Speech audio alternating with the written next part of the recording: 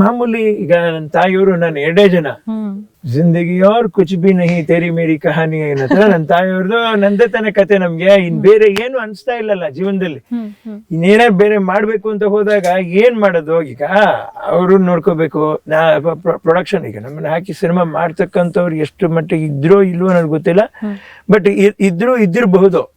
But ಇದ್ರೂ ಕೂಡ ನಮ್ಗೇನಾಯ್ತು ಪರಿಸ್ಥಿತಿ, ಅವರು ಧೈರ್ಯ ಮಾಡೋವರೆಗೂ ನಮ್ಗೆ ಅಲ್ಲಿ ಕಾಯುವಂತ ಪರಿಸ್ಥಿತಿ ಇಲ್ಲ. ನನ್ನ ತಾಯಿಯವರು ತಮಿಳ್ನಾಡಲ್ಲಿ ತೋಟ ಮಾಡಿದ್ದಾರೆ, ಎಲ್ಲ ಕಡೆ ತೋಟ ಮಾಡಿದ್ದಾರೆ. ಅಲ್ಲಿ ಗಿಡ ಮರಗಳು ಹಾಳಾಗೋಗ್ಬಿಡತ್ತೆ. ಸೊ ನಾವು ಇದನ್ನ ನೋಡ್ಕೊಂಡ್ರೇನೆ ನಾವು ನೆಕ್ಸ್ಟ್ ರೇಂಜ್ ನಾವೇನಾದ್ರೂ ಮಾಡಕ್ ಸಾಧ್ಯ. ಮತ್ತೆ ಟಿವಿನಲ್ಲೂ ಅಷ್ಟೇನೆ, ನನಗೆ ಒಂದು ಅದೇ ಜಡ್ಜ್ ಆಗಿ ಇದೆ ರಘು ದೀಕ್ಷಿತ್ ಅವ್ರ ಜೊತೆಲಿ ರಾಕ್ ಅಂಡ್ ರೋಲ್ ಅಂತ, ಆವಾಗ್ಲೂ ಕೂಡ ನನ್ಗೆ ಕಾನ್ಸಂಟ್ರೇಟ್ ಮಾಡಕ್ಕಾಗ್ಲಿಲ್ಲ.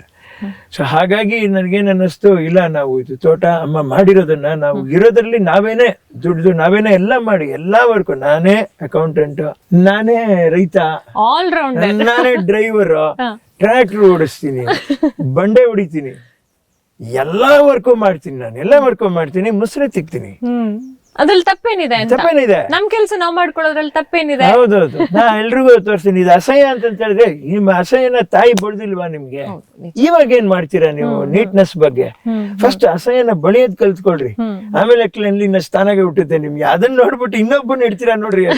ನೀನ್ ಒಂದ್ಸರಿ ಬಳದ್ ನೋಡು, ನೀನ್ ಯಾವ ಸೀಮೆಗಿಲ್ದಿರ ಮನುಷ್ಯ. ನಿನ್ ತಾಯಿ ನೀನ್ ಮಾಡಿರ ಅಸಹ್ಯ ಮಲಮೂತ್ರಗಳನ್ನೆಲ್ಲ ತೊಳೆದು ಬೆಳೆಸ್ತಾಳಲ್ಲ, ಅದನ್ನೊಂದ್ಸರಿ ನನ್ಕು ಇಷ್ಟ ದೊಡ್ಡದಾಗಿ ಬೆಳೆದು ನಾನೆಲ್ಲ ನೋಡಿದೀನಿ. ನೀನ್ ನೋಡಕ್ ಮುಂಚೆ ನಿಮ್ಮಮ್ಮ ನಿನ್ ಬಂಡವಾಳನೆಲ್ಲ ನೋಡಿ ನಿನ್ಗೆ 2 ಮೂತಿ ಮೇಲೆ ಬಿಟ್ಟು ನಿನ್ನ ಸ್ಟಡಿಯಾಗಿ ನಿಲ್ಸಿರೋದು. ಯಾಕಿದ್ನ ಮರಿತೀರಾ ಕನ್ನಡಿಗರೇನು? ಎಲ್ಲ ಆಲ್ ಇಂಡಿಯನ್ಸ್. ನಮ್ಮ ಪ್ರಧಾನ ಮಂತ್ರಿಗಳನ್ನ ಕೂಡ ಒಂದು ತಾಯಿ ಸಾಕಿಲ್ವಾ? ಬಗ್ಗಿದ್ರು ಕೂಡ ನನ್ನ ಮಗ ಚೆನ್ನಾಗಿರ್ಬೇಕು ಅಂತ ಕನ್ನಡಕದಲ್ಲಿ ನೋಡಿ ಸಂತೋಷ ಪಡ್ತಾರೆ ಅಮ್ಮ. ನಿಜ. ಇತ್ತೀಚಿನ ಕಾಲದಲ್ಲಿ ನಾವು ನೋಡ್ತಿದೀವಿ, ನನಗೆ ತುಂಬಾ ಹೆಮ್ಮೆ ಅಂತ ಅನ್ಸುತ್ತೆ ಸರ್ ನಿಮ್ಮನ್ನ ನೋಡಿದ್ರೆ.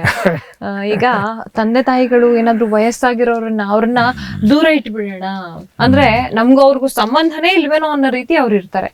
ಆದ್ರೆ ನೀವು ಹಾಗಲ್ಲ, ನನಗೆ ಎಲ್ಲವೂ ನನ್ನ ತಾಯಿನೇ, ನನ್ನ ಸರ್ವಸ್ವ, ನನ್ನ ಜೀವ ನನ್ನ ತಾಯಿ ಅಂತ ಹೇಳಿ. ಖಂಡಿತ ಅವ್ರ ಜೀವ ನನ್ನ ತಾಯಿ. ಅವ್ರ ವಯಸ್ಸು, ಅವ್ರಿಗಾಗ ಕಷ್ಟ. 12 ಗಂಟೆ ರಾತ್ರಿಲೂ ನಾನು ಅವ್ರು 1-2 ಸಾರಿ ಕೆಮ್ಮಿದ್ರೆ ಎದ್ಬಿಟ್ಟು ಎಲ್ಲ ರೆಡಿ ಮಾಡಿ ಬಿಡ್ತೀನಿ. ತಾಯಿಯವರು ಹಾಗೆ ವಯಸ್ಸಾದವ್ರ ಮೇಲೆ ನಮ್ಗೆ ತುಂಬಾ ಅಭಿಮಾನ ಇದೆಮ್ಮ. ಹೋಗ್ತಾ ಬರ್ತಾ ಬಾಬಾ ಇರೋರ್ಗೆ 20 ರೂಪಾಯಿ 10 ರೂಪಾಯಿ ಅಮ್ಮ ಹೇಳ್ತಾರೆ ಕೂಡ, ಈ ವಯಸ್ಸಾಗಿರುತ್ತೆ ನೋಡಿ ಅವ್ರಿಗೆ ಕುರಿ ಮೇಸಕ್ಕೆ ಕಳಿಸ್ಬಿಡ್ತಾರೆ. ಅವ್ರಿಗೆ ಅದಕ್ಕೂ ಕಾಸಿರಲ್ಲ, ನೀನು ಕೂಡ ಅವ್ರು ಸಂತೋಷ ಪಡ್ತಾರೆ. ಅದೇ ನಿನಗೆ ಕೊನೆ ಆಶೀರ್ವಾದ. ನಿನಗೆ ಯಾರಾದ್ರೂ ಕೊಡೋರು ಇರ್ತಾರೆ ಆ ಟೈಮ್ಗೆ, ಅದು ನೀನ್ ಹಿಡ್ಕೊಂಡು ನಡ್ಸ್ಕೊಂಡು ಹೋಗೋರಾದ್ರೂ ಇರ್ತಾರೆ. ಇದು ಸತ್ಯ. ಇದು everybody is going to bend down. Everybody is going to bend down. ನಾ ಹೇಳ್ತಾ ಇದ್ದೀನಿ, maybe in a modern style you have lots of equipments, everything to take care of all elders. You should need only little bit of heart, emotions. Of course, where there is a will, there is a way, and there are all emotions come together. First ನೀವು ಕರ್ಮ ಈ ಕೆಲಸ ಮಾಡ್ಬೇಕಲ್ಲ ಅಂತಾನೆ ಮಾಡ್ರಿ. 5ನೇ ದಿವಸದಿಂದ there will be a sentiment in you. Exactly. Correct. ಅದು ಬರುತ್ತೆ ಅಷ್ಟೇ. ಇನ್ನು ವಿನೋದ್ ರಾಜ್ ಅವರು ಒಂದಲ್ಲ ಎರಡಲ್ಲ ಎಷ್ಟ್ ಕೆಲಸ ಮಾಡ್ತಾರೆ ಗೊತ್ತಾ? ತೋಟ ನೋಡ್ಕೊಳ್ತಾರೆ. ಈಗ ಅವರೇ ಹೇಳಿದ್ರು, ನಾನು ಹೇಳೋದ್ ಬೇಡ. ಅದನ್ನ ಬಿಟ್ಬಿಟ್ಟು ಒಬ್ಬ ಉತ್ತಮ ನಟ, ಓಕೆ, ಒಳ್ಳೆ ಡಾನ್ಸರ್, ಅದ್ರ ಜೊತೆಗೆ ಒಳ್ಳೆಯ ಹಾಡುಗಾರ ಕೂಡ ಹೌದು. ಸೊ ಯಾಕೆ ನಾವು ಒಂದು ಹಾಡನ್ನು ಹಾಡಿಸ್ಬಾರ್ದು ಸರ್ ಕೈನಲ್ಲಿ? Sir please. ಸೀತಮ್ಮ ಸ್ನಾನ ಮಾಡಿ ಮೂಗುತಿಯ ಹುಡುಕಾಡಿ, ಸೀತಮ್ಮ ಸ್ನಾನ ಮಾಡಿ ಮೂಗುತಿಯ ಹುಡುಕಾಡಿ, ನಿನ್ನ ಕೂಗಿದಳೇನು ಹನುಮಂತರಾಯ, ನಿನ್ನ ಕೂಗಿದಳೇನು ಹನುಮಂತರಾಯ, ನೀನಲ್ಲಿ ಬಾಣ ಬಿಟ್ಟು ನದಿಯನ್ನೇ ಶೋಧಿಸಿದೆ ಎಂತ ಶ್ರದ್ಧೆಯೋ ಮಹನೀಯ ಮಾರುತಿರಾಯ, ಎತ್ತಲೋ ಮಾಯವಾದ ಮುತ್ತಿನ ಮೂಗುತಿ ನೀನು, ಎತ್ತಲೋ ಮಾಯವಾದ ಮುತ್ತಿನ ಮೂಗುತಿ ನೀನು, ಎತ್ತಿ ತಂದೆ ಎಲ್ಲಿಂದ ರಾಯ, ಮುತ್ತೆತ್ತರಾಯ ಮುತ್ತೆತ್ತರಾಯ. ದೈವ ಭಕ್ತಿ ಅನ್ನುವಂಥದ್ದು ಈ ಹಾಡಿನಲ್ಲಿ ತುಂಬಿ ತುಳುಕ್ತಾ ಇದೆ ಸರ್ ನಿಮಗೆ. ಪ್ರೀವಿಯಸ್ ನನ್ನ ತಾಯಿಯವ್ರು ಹೇಳೋರು, ನಿನಗೆ ಸಿನಿಮಾ ಅವಕಾಶ ಅಂದ್ರೆ ಹೋಗಿ ಆರ್ಕೆಸ್ಟ್ರಾದಲ್ಲಿ ಹಾಡು ಅಂತ.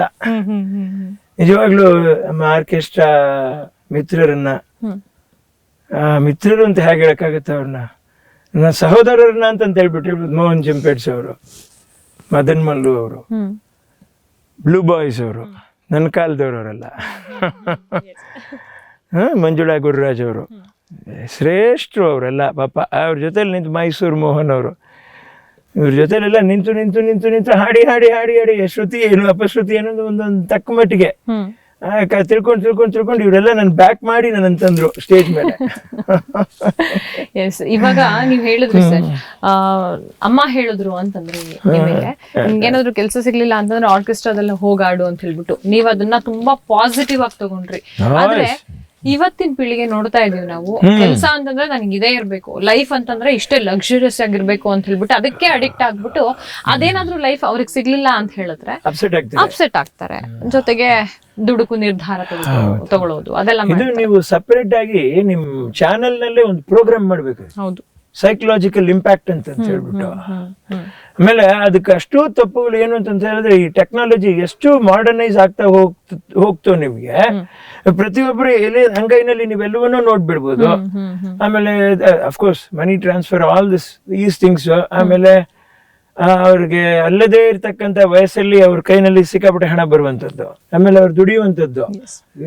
ಏನು ಇಂಡಿಯನ್ ಕಲ್ಚರು, ಸಂಸ್ಕೃತಿ ಸಂಸ್ಕಾರ ಏನು ಅಂದ್ರೆ, ತಂದೆ ಮನೆಯ ಅಧ್ಯಕ್ಷ ಅವರು, ಉಪಾಧ್ಯಕ್ಷರು ಬಂದು ತಾಯಿ, ಉಪಾಧ್ಯಕ್ಷರನ್ನ ಹೋಗಿ ಪಿಡ್ಗೆ ಹಾಕೋದು, ಏನಾದ್ರು ಕೊಡ್ಸು ಅಂತ. ಹಾಗೆ ಬಂದು ಆ ಸೋರ್ಸ್ ದುಡ್ಡು ಕೈಯಲ್ಲಿ ಬಂದಿದ್ರಿಂದ ಏನಾಯ್ತು, ನಾವುಗಳು ದಡ್ರಾದ್ರು ತಾಯಿಯವ್ರ ಜೊತೆಲೆ ಕಾಲ ಕಳ್ಕೊಂಡ್ ಬಂದ್ವಿ. ಇಲ್ಲಿ ಏನಾಗೋಯ್ತು, you got some this thing out of bounds ಅನ್ನೋ ತರ ಆಗೋಯ್ತು. ಅದೇನಾಗೋಯ್ತು, ಅಲ್ಲದೆ ಇರೋ ವಯಸ್ಸಿನಲ್ಲಿ ಕೈಯಲ್ಲಿ ಸಿಗುವಂತ ದುಡ್ಡು, ಟೆಕ್ನಾಲಜಿ, ಆಮೇಲೆ ಈ automobiles, the way they have come, ಅದು ನಮ್ಗೆ ಆಶ್ಚರ್ಯ ಆಗುತ್ತೆ ಕೆಲವು ಟೈಮ್. ಟೂ ವೀಲರ್ಸ್ ಅಲ್ಲಿ ಪಾಪ ಮಾಡ್ತಾರೆ. ನನಗೂ ಅನ್ಸೋದು ಪಾಪ ಇವ್ರುಗಳಿಗೆ ಒಂದು ಜಾಗ ತಗೊಂಡ್ಬಿಟ್ಟು ಒಂದು ಇದೇ ಈ ಡರ್ಟ್ ರೇಸಿಂಗ್ ಅದು ಇದಕ್ಕೆಲ್ಲ ಇವ್ರಿಗೆ ಟ್ರ್ಯಾಕ್ ಮಾಡಿ ಕೊಟ್ಬಿಡ್ಬೇಕು. ಇಲ್ಲಿ ಯಾಕೆ ಹೊಡ್ಕೊಂಡು ಒದ್ದಾಡ್ಬೇಕು, ಅದಕ್ಕೊಂದು ಚಿಕ್ಕದಾಗ ಒಂದು ಆಂಬ್ಯುಲೆನ್ಸ್ ಎಲ್ಲ ನಿಲ್ಸ್ಬಿಟ್ಟು ಇವ್ರಿಗೆ ಕೈ ಕಾಲು ಮುರಿದ್ರೆ ಅಲ್ಲೇ ನಾವೇ ಸರಿ ಮಾಡ್ಬಿಟ್ಟು ಖುಷಿ ಪಡ್ಸೋಣ ಅವ್ರಿಗೆ. ಈ ಮಟ್ಟಕ್ಕೆಲ್ಲ ಯೋಚನೆ ಮಾಡಿದ್ ಒಂದ್ ಬಿಟ್ರಮ್ಮ ಬೇರೆ ನಡದ. ಓದಿದ್ ನಿಮ್ಗಳಿಗೆ ಸ್ಕೂಲಲ್ಲಿ ಓದಿಸೋದು ಇವನ್ನೆಲ್ಲ ಹಿಂಗೆ ಅನ್ಕೊಂಡು ನೋಡ್ತಾ ಇರ್ತೀಯ. ಓದ್ತೀನಿ ನನ್ ಮಗನೇ, ಆಗ ಕೆಲಸ ಏನ್ ಮಾಡ್ಬೇಕು ಅದನ್ನ ನೋಡ್ಬೇಕು ನೀನು. ಅದನ್ನೆಲ್ಲ ಬಿಟ್ಟು ಇನ್ನೇನ ಟ್ರ್ಯಾಕ್ ರೇಸಿಂಗು ಗಾಡಿ ಓಡಿಸ್ತೀಯಲ್ಲ, ಓಡಿಸ್ಕೊ ಹೋಗಿ ಸೋಂಬೇರಿ. ರೋಡಲ್ಲಿ ರೇಸು ಗೀಸು ಸ್ಪೀಡು ಗೀಡ್ ಏನಾರು ಮಾಡಿದೆ ಅಷ್ಟೇ ಅಂತ ಹೇಳ್ಬಿಟ್ಟು ಇನ್ನೊಂದು ಬಿ ಮಗನೇ ಅಂತ ಹೇಳ್ಬಿಟ್ಟು ಬೈತಾರೆ ಅವ್ರು.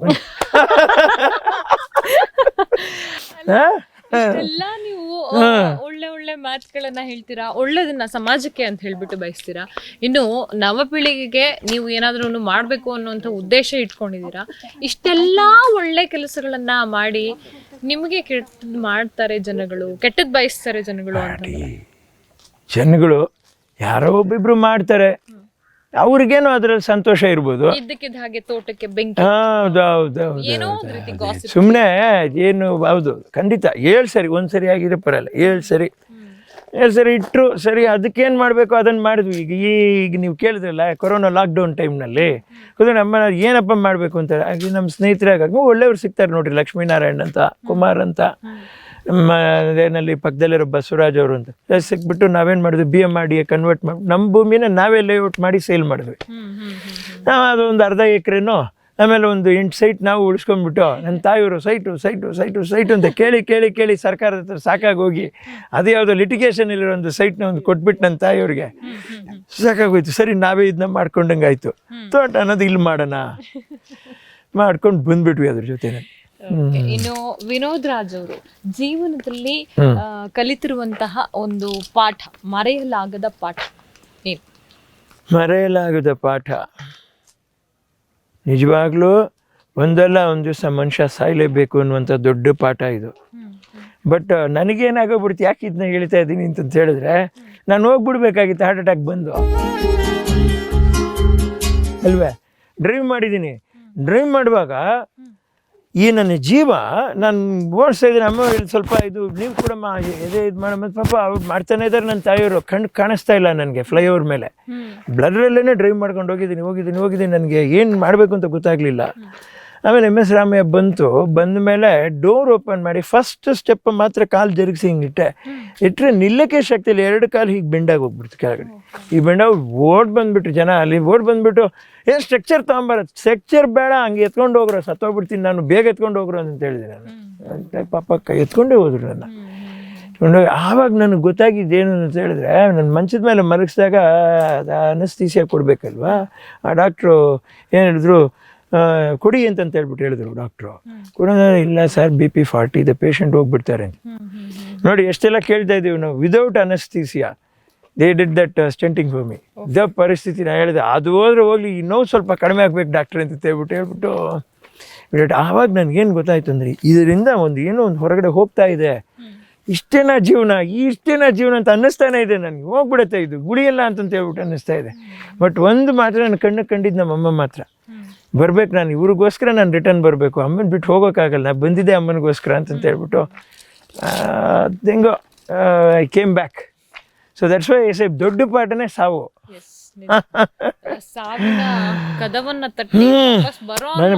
ಬಂದ್ಮೇಲೆ ಆಮೇಲೆ ಹೇಳ್ತೀನಿ ನೋಡ್ರಿ, ನಾನು ಒಳ್ಳೆಯವನು ಕೆಟ್ಟವನು, ಯಾರು ಈ ಪ್ರಪಂಚದಲ್ಲಿ ಒಳ್ಳೆಯವರು?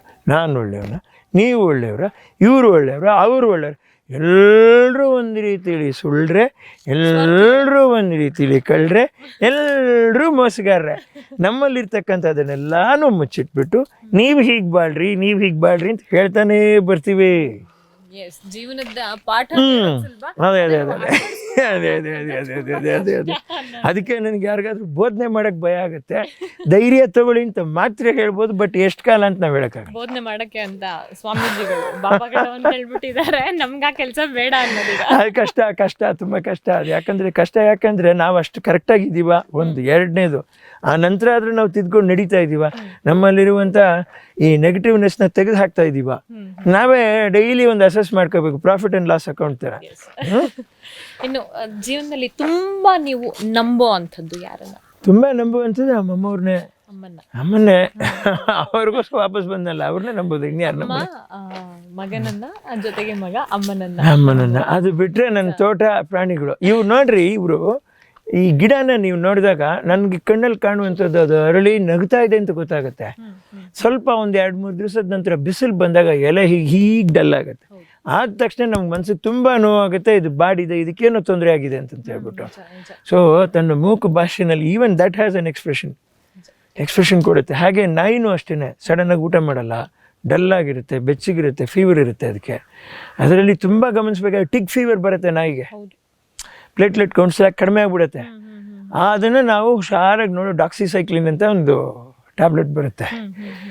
ಆ ಟ್ಯಾಬ್ಲೆಟ್ನ ಬೆಳಗ್ಗೆ ಒಂದ್ಸರಿ, ರಾತ್ರಿ ಒಂದ್ಸರಿ. ಹ್ಯೂಜ್ ಡಾಗ್ಸ್ ಅಂದ್ರೆ 2 ಟ್ಯಾಬ್ಲೆಟ್ಸ್ ಒಂದ್ಸರಿ ನುಂಗಿಸ್ಬೇಕು. ನಾನು ಸಾಕಿದ್ದೀನಿ, ಅದ್ರ ಅನುಭವ ಅನ್ನುವಂಥದ್ದು ನನಗೆ ತುಂಬಾ ಆಗಿದೆ. ಕರೆಕ್ಟ್. ಪ್ರಾಣಿಗಳು, ಅಮ್ಮ ಹೇಳ್ತಾ ಇದ್ರು, ಪ್ರಾಣಿಗಳಲ್ಲ ಅವು ನಮ್ಮ ಪ್ರಾಣಗಳು ಅಂತ ಹೇಳಿ. ಅವುಗಳನ್ನ ನಾವು ಅದೇ ರೀತಿಯಾಗಿ ಸಾಕಬೇಕು. ಖಂಡಿತ. ಯಾಕೆಂತಂದ್ರೆ ನಿಸ್ವಾರ್ಥ ಸೇವೆ ಅನ್ನುವಂಥದ್ದು. ಹೌದು ಖಂಡಿತ. ದೇವರು ಎಷ್ಟು ಮೂಕನಾಗಿದ್ದಾನೆ ಅಂದರೆ ಅವನ್ನ ಅರ್ಥ ಮಾಡ್ಕೊಳ್ಳೋಕ್ಕೆ ಪ್ರಯತ್ನ ಪಡಬೇಕು. ಅವನ್ನ ನಾವು ಪ್ರಕೃತಿನಲ್ಲೂ ಅವನು ನಮ್ಮನ್ನು ಪ್ರೀತಿಸ್ತಾ ಇದ್ದಾನೆ ಅಂದರೆ ನೀವು ಒಂದು ತಂಗಾಳಿ ಅಂತ ನಾವು ಹೇಳ್ತೀವಿ. ಇಂಪ ತಂಗಾಳಿ ಅಂತ ಹೇಳ್ಬಿಟ್ಟು ಅವನು ನಮ್ಮನ್ನು ಪ್ರೀತಿಸ್ತಾ ಇದ್ದಾನೆ, ಅದು ಲೆಕ್ಕ. ಆಮೇಲೆ ಅವನಿಗೆ ಕೋಪ ಬಂದಿದೆ, ಗುಡುಗು ಸಿಡಿಲು. ಆಮೇಲೆ ಅಯ್ಯೋ ತಡಿಯೋಕ್ಕಾಗ್ತಾ ಇಲ್ಲ, ಸೆಕೆ ಹಿಂಸೆ ಅಂತಂತ ಹೇಳ್ತೀವಿ. ಇವತ್ತೊಂದು ಮಳೆ ಹುಯ್ಬಾರ್ದ ಅಂತಂತ ಹೇಳಿದ್ವಿ, ಇಮ್ಮಿಡಿಯೇಟ್ ಒಂದು ಮಳೆ ಹುಯ್ತಾನೆ. ರೌದ್ರ ಅವತಾರ ಪ್ರಳಯ.